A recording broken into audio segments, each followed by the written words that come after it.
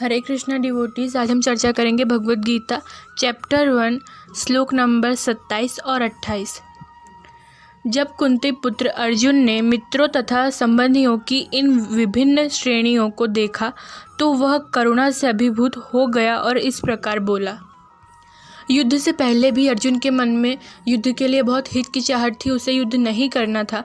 किंतु जब उसने श्री कृष्ण को कहा कि आप मेरे रथ को दोनों पक्षों के मध्य में ले चलिए, तब वे वहां जाकर उसने जब अपने मित्रों तथा संबंधियों को देखा तो वे भावुक हो गया और उसने जो बोला उसका विश्लेषण श्लोक नंबर 28 में है, जो कि इस प्रकार है। अर्जुन ने कहा, हे कृष्ण, इस प्रकार युद्ध की इच्छा रखने वाले अपने मित्रों तथा संबंधियों को अपने समक्ष उपस्थित देखकर मेरे शरीर के अंग कांप रहे हैं और मेरा मुंह सूखा जा रहा है। यथार्थ भक्ति से युक्त मनुष्य में वे सारे सद्गुण रहते हैं जो सत्पुरुष या देवताओं में पाए जाते हैं, जबकि अभक्त अपनी शिक्षा तथा संस्कृति के द्वारा भौतिक योग्यताओं में चाहे कितना ही उन्नत क्यों न हो, इन ईश्वरीय गुणों से विहीन होता है।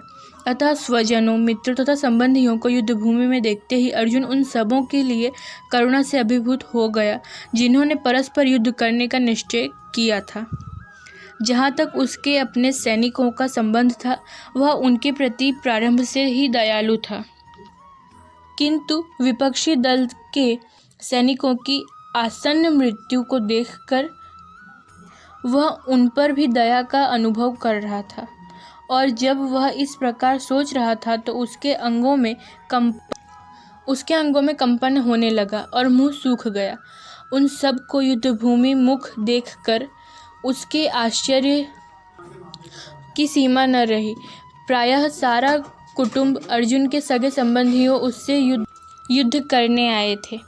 यद्यपि इसका उल्लेख नहीं है, किंतु तो भी सहज अनुमान लगाया जा सकता है कि न केवल उसके अंग कांप रहे थे और मुंह सूख रहा था, अपितु वह दयावश रुदन भी कर रहा था। अर्जुन में ऐसे लक्षण किसी दुर्बलता के कारण नहीं, अपितु हृदय की कोमलता के कारण थे, जो भगवान के शुद्ध भक्त का लक्षण है। अतः कहा गया है, जो भगवान के प्रति अविचल भक्ति रखता है उसमें देवताओं के सद्गुण पाए जाते हैं, किंतु जो भगवत भक्त नहीं है उसके पास भौतिक योग्यताएं ही रहती हैं जिनका कोई मुख्य मूल्य नहीं होता।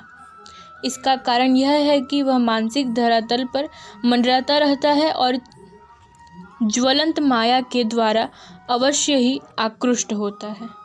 हरे कृष्णा, जय प्रभुपाद।